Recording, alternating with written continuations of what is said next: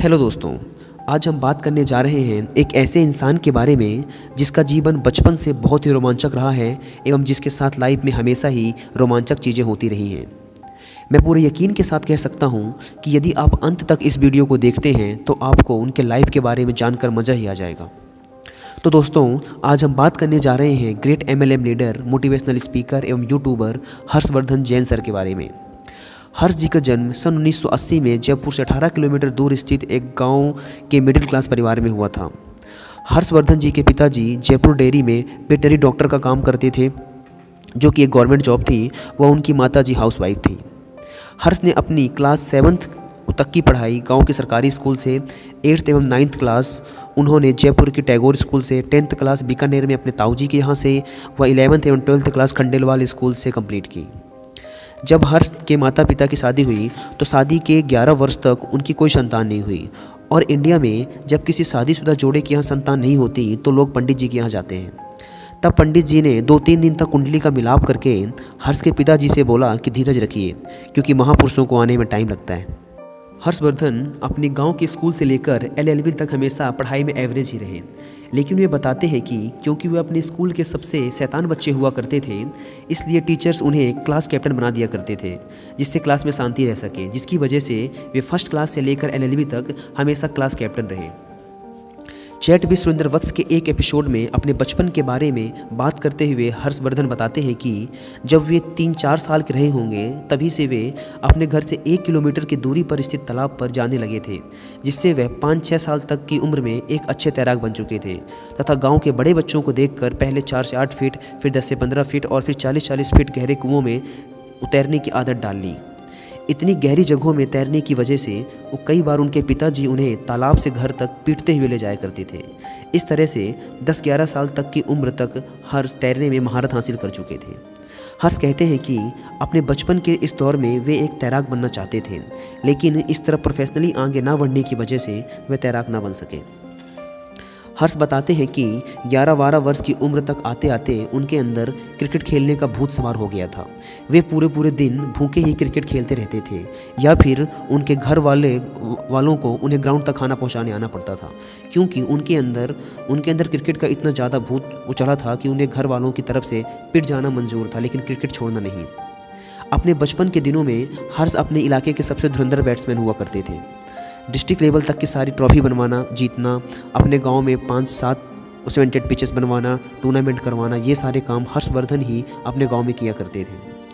हर्षवर्धन ने टूर्नामेंट में खेलते हुए 19 सेंचुरीज मारी थी।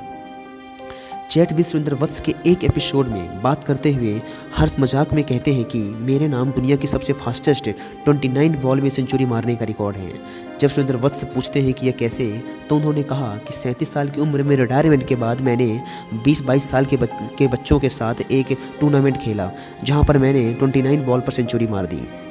तैराकी एवं क्रिकेट के अलावा हर्ष को बचपन में एक्टिंग करने व गाना गाने का भी शौक़ था। वे बताते हैं कि जब वे गांव के स्कूल में पढ़ा करते थे, गांव में होने वाले सांस्कृतिक कार्यक्रम में उन्हें महत्वपूर्ण कलाकार का रोल दिया जाता था।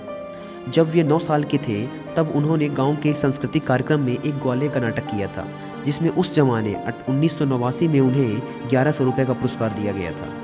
तो इस तरीके से हर्षवर्धन जैन जी का बचपन बड़े ही हंसी खुशी व मस्ती के साथ बीता। अपनी स्कूली शिक्षा खत्म करने के बाद हर्षवर्धन जैन ने BSc करने के लिए एक कॉलेज में दाखिला लिया, पर हर्ष का पढ़ाई में मन लगता ही कहाँ था।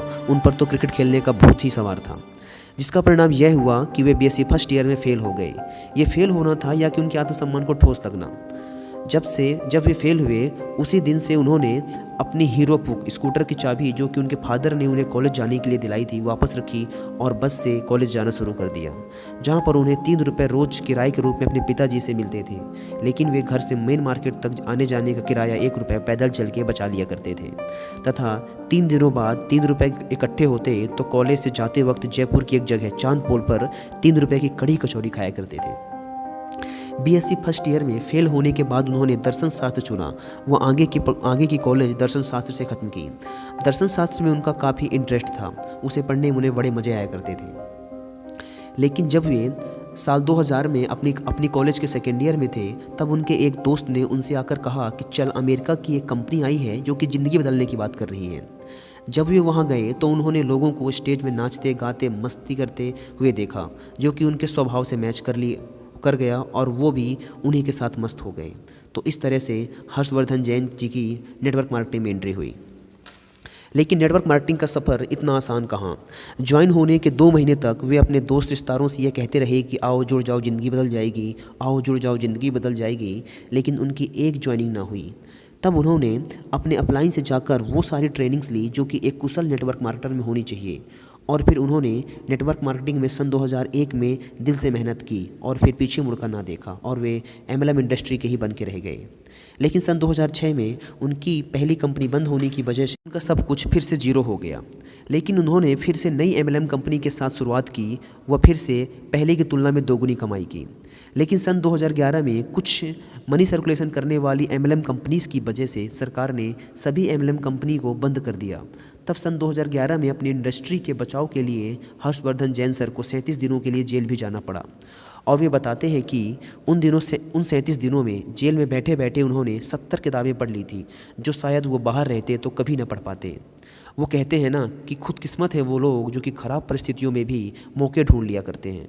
तो हर्षवर्धन जैन सर उन्हीं कुछ खुशकिस्मत लोगों में से एक हैं। हर्षवर्धन सर जैसे और अन्य लोगों के प्रयास से सन 2016 में भारतीय सरकार ने MLM के ऊपर एक गाइडलाइन बनाई, जिससे MLM को इंडिया में एक कानूनी स्थायित्व मिला। आज Harshvardhan sir MLM lifestyle company के टॉप अर्नर एवं अचीवर हैं। आज उनके पास मर्सिडीज़, BMW जैसी कारें व शानदार बंगले हैं, और आज वे लोगों को अपने मोटिवेशनल सेमिनार में जीवन में सही संस्कारों को अपनाकर आगे बढ़ने के लिए प्रेरित करते हैं। आज यूट्यूब पर भी हर्षवर्धन जैन सर की एक बहुत अच्छी फ़ैन फॉलोइंग्स है और उनके यूट्यूब चैनल पर लगभग 1 मिलियन से ज़्यादा सब्सक्राइबर्स हैं। मुझे आशा है कि हर्षवर्धन जी की इस बायोग्राफी से आपको काफ़ी मोटिवेशन मिला होगा। अगर ऐसी बात है तो वीडियो को लाइक करें, चैनल को सब्सक्राइब करें व बेल आइकन को प्रेस करें। धन्यवाद।